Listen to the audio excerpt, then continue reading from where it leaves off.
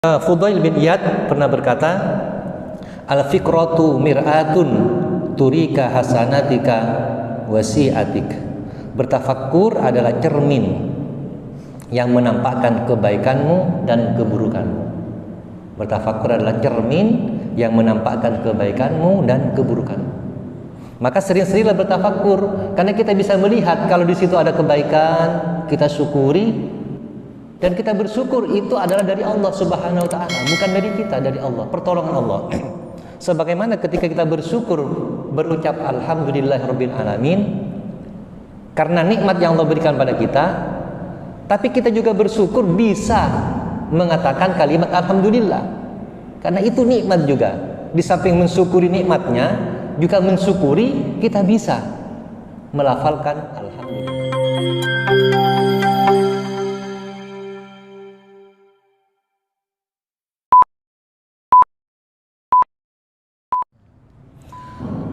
Assalamualaikum warahmatullahi wabarakatuh.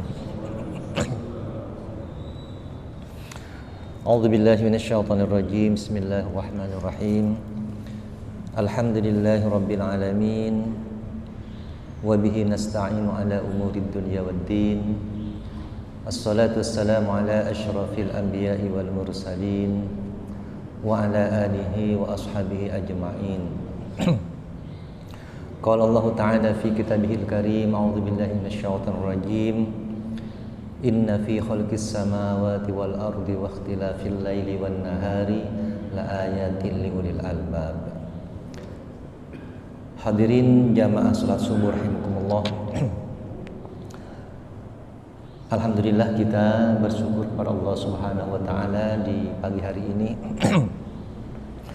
Kita sekalian masih diberi nikmat iman dan Islam, nikmat dan sehat dan sempat, sehingga kita tetap istiqomah dalam kebaikan, dalam ketaatan kepada Allah Subhanahu wa taala. Mudah-mudahan kebaikan yang kita laksanakan sekarang ini bisa menjadi cerminan kita dalam perjalanan keseharian kita di luar masjid ini. Mudah-mudahan energi positif di masjid ini bisa kita bawa dalam kehidupan kita sehari-hari, dalam berkeluarga, dalam bertetangga, bermasyarakat, bekerja dan semacamnya, sehingga hari-hari kita, waktu-waktu kita betul-betul memberikan nilai tambah bagi kita sebagai bekal kita menuju Allah Subhanahu wa taala. Hadirin rahimakumullah, kembali saya menggantikan Ustaz Hudzaifah. Insyaallah beliau mudah-mudahan tidak ada halangan setelah hari raya Idul Adha bisa kembali bersama kita karena kesibukan beliau yang sangat padat. Hadirin rahimakumullah, pada kesempatan ini saya akan menyampaikan tentang tafakkur yang dalam bahasa kita juga disebut dengan perenungan. Kalau kita berbicara tentang merenung itu adalah berpikir yang mendalam tentang sesuatu. Berpikir yang mendalam ini prosesnya berawal dari yang kita alami, yang kita lihat, yang kita dengarkan, yang kita kerjakan. Kemudian yang kita dengarkan itu, kita lihat itu masuk ke dalam otak kita, ke dalam pikiran kita. Ketika itu masuk ke dalam hati kita, maka disitulah terjadi perenungan. Perenungan itu adalah bagaimana kita merasakan apa yang kita lihat, kita merasakan apa yang kita dengar, kita merasakan apa yang kita kerjakan. Bukan hanya mengetahui, tapi sampai pada tahap merasakan, sehingga muncul perenungan. Dari perenungan ini kemudian muncul kesadaran jiwa kita akan hal tersebut, dan kalau kita kembalikan kepada Allah Subhanahu wa taala, maka hati kita menjadi tenang.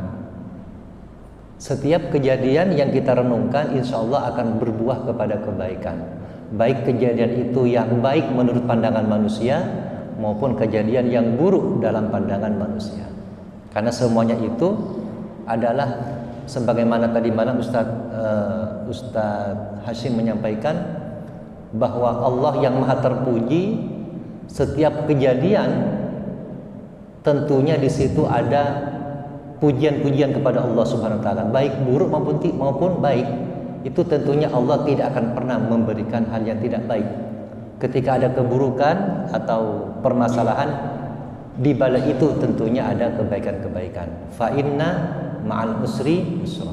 Sesungguhnya bersama ya, kesulitan itu ada kemudahan. Bukan kalimatnya sesungguhnya setelah kebaikan, setelah adanya permasalahan itu ada kebaikan, bukan, tapi bersama. Sesungguhnya bersama kesulitan ada kemudahan. Bukan kata-kata setelah kesulitan ada kemudahan, bukan, bersama. Artinya kemudahan itu bersama dengan kesulitan yang kita hadapi. Artinya betapa dekatnya jalan-jalan keluar itu bagi kita kalau kita berhasil merenungkan setiap peristiwa yang kita alami. Oleh karena itu mari kita lihat bagaimana kata-kata hikmah yang disampaikan oleh ulama-ulama terdahulu yang bisa menyejukkan hati kita. Mungkin kita ini penuh dengan masalah karena kita tidak mungkin lepas dari masalah. Baik itu masalah kesehatan kita, masalah keluarga kita, masalah pekerjaan kita, semuanya penuh dengan masalah. Karena hidup adalah masalah dan kita mudah-mudahan diberi kekuatan untuk bisa menyelesaikan masalah tersebut sehingga muncul satu titik kebijaksanaan dalam diri kita. Karena kebijaksanaan itu muncul melalui pengalaman-pengalaman, bukan hanya melalui pengetahuan.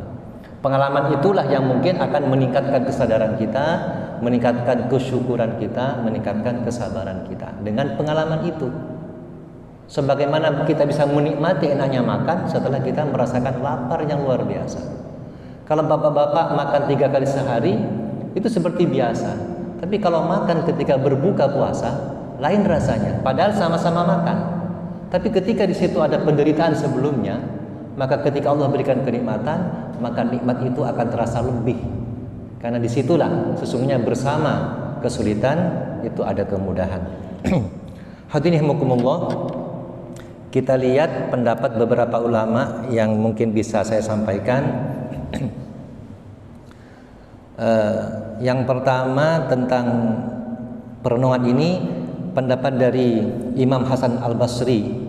Beliau mengatakan, tafakkaru sa'atan khairun min qiyami lailah. Bertafakkur sesaat itu lebih baik dari qiyamul lail, semalam suntuk. Tentunya qiyamul lail yang tanpa bertafakkur.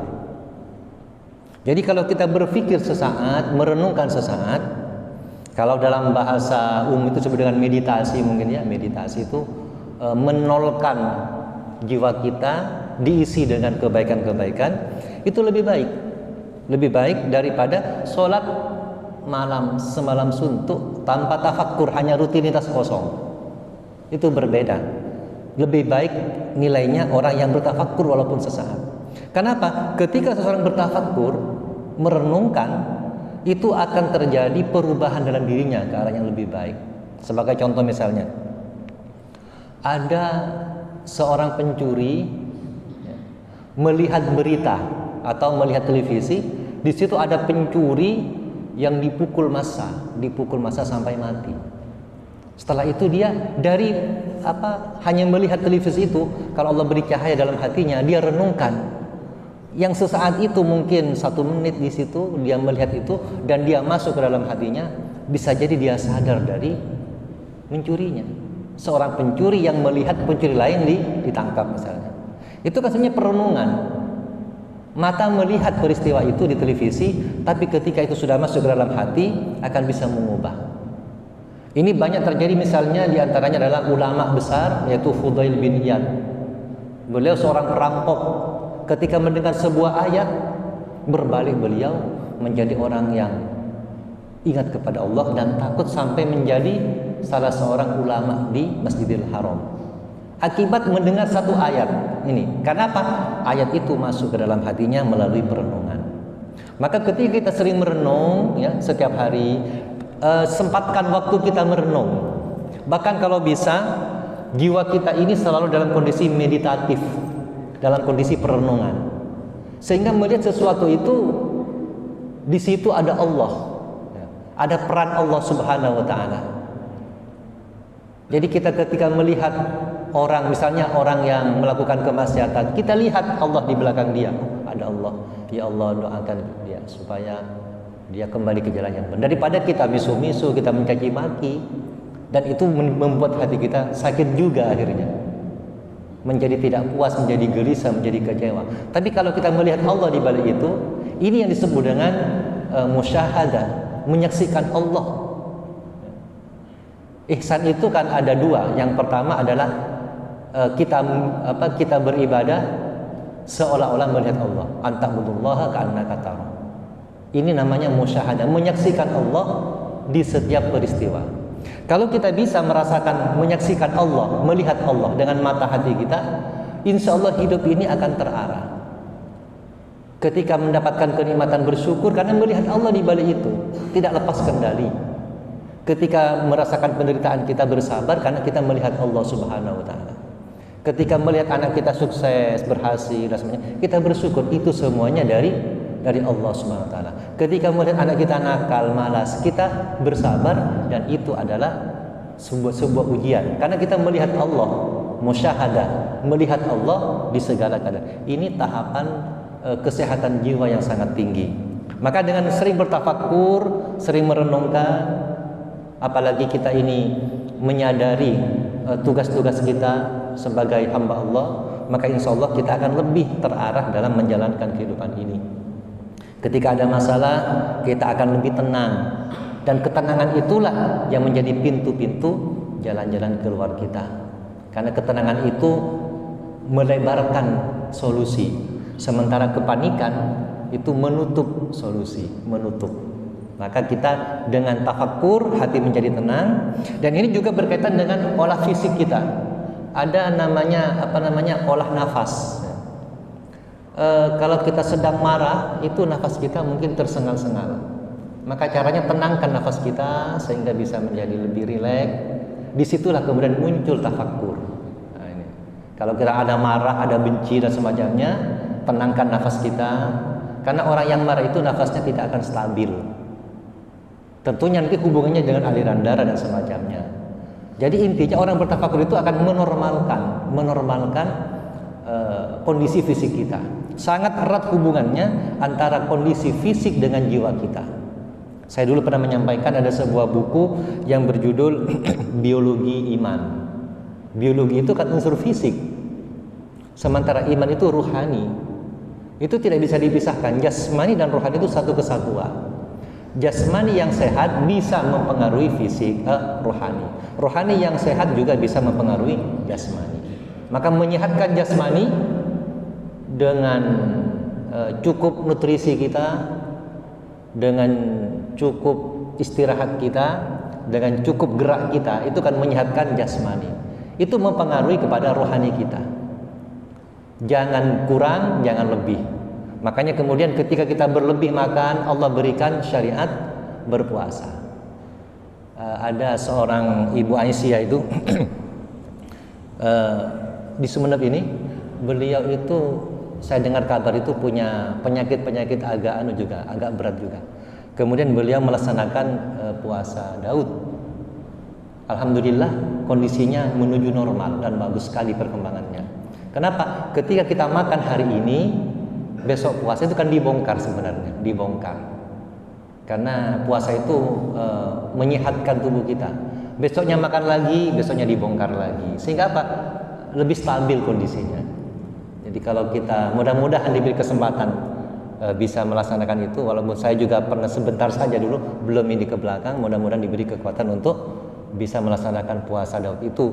Tapi ingat tujuannya dalam rangka cinta kepada Allah. Sehat itu bonusnya di dunia. Tapi kalau tujuannya sehat, dapat sehat. Tapi khawatir tidak dapat cinta dari Allah Subhanahu wa taala.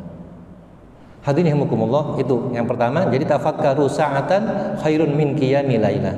Bertafakkur sesaat itu lebih baik dari qiyamul lail semalam.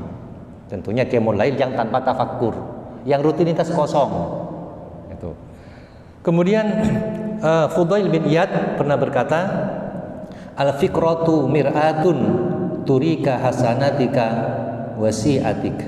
Bertafakkur adalah cermin yang menampakkan kebaikanmu dan keburukanmu.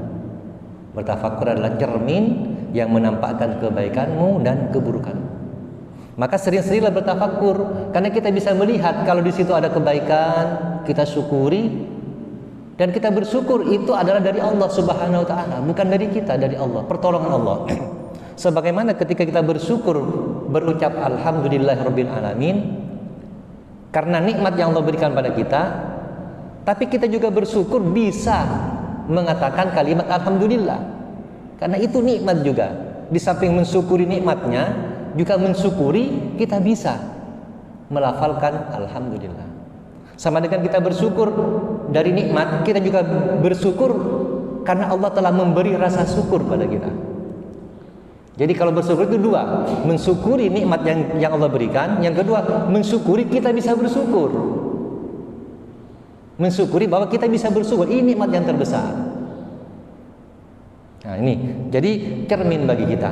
Orang yang senantiasa bercermin itu akan lebih mudah menemukan keburukan-keburukannya. Siapa cermin kita? Mari kita lihat. Cermin kita yang pertama adalah istri kita. Cermin kita, istri kita. Kalau ada keburukan pada istri kita, itulah cermin kita. Karena kita ini menjadi contoh bagi dia. Istri kita itu cermin kita. Anak kita itu cermin kita. Kalau dia melakukan kesalahan-kesalahan, berarti ada salah pada diri kita. Ini lebih baik begitu, sehingga lebih mudah untuk mencari masalah, untuk mencari penyelesaian masalah. Kemudian teman-teman kita itu cermin kita. Dengan siapa kita berkumpul, seperti itulah kita. Kalau kita berkumpul dengan 5 orang soleh, insya Allah kita menjadi orang yang ke-6. Tapi kalau kita berkumpul dengan 5 orang jahat, khawatir kita menjadi orang jahat yang ke-6. Maka dengan siapa kita berkumpul, itu harus kita betul-betul sadari betul, karena itulah cermin kita. Termasuk juga cermin kita adalah dengan siapa kita berkomunitas dalam media sosial, grup-grup kita, dengan siapa kita. Disitulah sebenarnya cerminan kita. Maka orang yang selalu bercermin, ya, maka akan selalu menyadari perjalanan hidupnya. Jangan sampai berlaku pepatah, buruk muka cermin dibelah. Buruk muka cermin dibelah. Ketika bercermin buruk mukanya, cerminnya yang disalahkan, sehingga dilempar cerminnya, dihancurkan. Ketika istri kita melakukan kesalahan, langsung kita hantam dia, padahal itu cermin kita. Ketika anak kita melakukan kesalahan, kita hantam, kita usir. Apakah selesai masalahnya? Tidak, menambah masalah baru. Tapi kalau kita bercermin, oh mungkin dulu saya seperti itu, mungkin ini kelalaian saya kurang perhatian, dan semacamnya. Kadang-kadang anak itu mungkin secara materi terpenuhi, tapi perhatian yang kurang. Sampai ada sebuah buku yang berjudul Setengah Isi Setengah Kosong. Di situ ada bagaimana betapa butuhnya anak kepada waktu-waktu orang tua yang sangat sibuk, sampai ingin membeli waktu kepada orang tua. Anak itu nyimpen, bapak berapa penghasilan sehari sekian-sekian, nyimpen dia, ingin membeli setengah jam saja waktunya untuk bapak. Dari pentingnya ya, waktu untuk anak-anak kita. Maka itulah cermin kita. Lihatlah anak kita, ketika dia itu melakukan kesalahan, kita bercermin, maka insya Allah itu akan menambah cara kita untuk mempermudah jalan-jalan keluar kita. Termasuk pekerjaan kita, teman-teman kita di kantor, kita pimpinan, anak buah kita begini, itu cermin kita sebenarnya. Ketika anak buah kita yang melakukan banyak kesalahan, berarti saya yang salah, saya harus memperbaiki. Itu lebih solutif daripada mencari-cari atau menunjuk-nunjuk kesalahan orang lain. Akan muncul masalah-masalah baru yang bisa berkepanjangan. Maka bercermin ini sangat penting. Al-fikratu mir'atun turika hasanatika wasi'atika. Bertafakkur itu adalah cermin yang akan menampakkan kebaikanmu dan juga bisa menampakkan keburukanmu. Kemudian Sufyan bin Uyainah beliau berkata, Al-fikratu nurun yadkhulu qalbah. Bertafakkur adalah cahaya yang masuk ke dalam hati. Bertafakkur adalah cahaya yang masuk ke dalam hati. Karakter cahaya itu adalah mencerahkan. Karakter cahaya adalah mencerahkan. Orang yang senantiasa bertafakkur maka dia akan mendapatkan pencerahan dalam jiwanya. Nah, ketika sudah terjadi pencerahan, maka dia bisa mencahayai lingkungannya. Jadi orang-orang baik itu tanpa berbicara, itu energi kebaikannya akan tersebar. Sebagai contoh Bapak sekalian, kalau kita punya balita, balita itu senang tersenyum, itu orang senang semua itu. Coba lihat, balita yang senang tersenyum, itu orang senang semua pada dia. Ada apa tersenyum, ada apa tersenyum. Bahkan ketika dia sakit panas tersenyum, aduh luar biasa. Orang tuanya itu lebih mudah untuk mencari solusi. Tapi kalau anak ini dalam nangis terus luar biasa ketika sakit misalnya, orang tuanya tambah panik gitu. Coba betapa energi kebaikan ini betul-betul tersebar kepada sekitar kita. Kalau kita menjadi hamba yang senang tersenyum kepada anak-anak kita, kan tidak mudah tersenyum pada anak. Kita mungkin tersenyum kepada klien kalau kita punya rekan bisnis, relasi bisnis itu kepada kita tersenyum. Kita kedatangan tamu direktur mana, misalnya kita pimpinan juga, selamat Bapak, macam dengan segala apresiasi kita. Tapi di rumah bagaimana? Adakah kesempatan untuk tersenyum kepada istri dengan segala kekurangannya? Bagaimana kita bisa memaklumi dia? Bahkan Allah akan merahmati seorang ibu yang memberikan permakluman kepada anaknya. Maklum ini artinya memahami. Kalau ada kekurangan diperbaiki, bukan malah dihina-hina. Kan banyak yang terjadi karena kedangkalan cara berpikir, sehingga maunya adalah baik tapi ternyata caranya yang tidak baik. Jadi tersenyum pada anak, memaklumi, minta maaf pada anak, itu sangat luar biasa dampaknya kepada kita. Minta maaf pada istri, tentunya kita sehari-hari banyak kesalahan kepada mereka. Hadirin rahimakumullah, yang terakhir, waktunya biar bapak-bapak juga bisa tilawah Al-Quran mungkin ya. Sekarang bagaimana cara kita bertafakkur? Cara bertafakkur, apa saja yang perlu kita tafakkuri? Yang pertama adalah fikratun fi ayatillahi. Yang pertama adalah memikirkan ayat-ayat Allah Subhanahu wa taala. Baik itu ayat qauliyah maupun ayat kauniyah. Misalnya Muhammad bin Fudail bin Iyad. Tadi Fudail bin Iyad itu bapaknya, anaknya Muhammad. Ini tafakkurnya sangat tinggi. Jadi beliau ini sampai dikatakan qatilul Quran, orang yang mati karena Al-Quran. Karena tingkat tafakkurnya sangat tinggi kepada Al-Quran.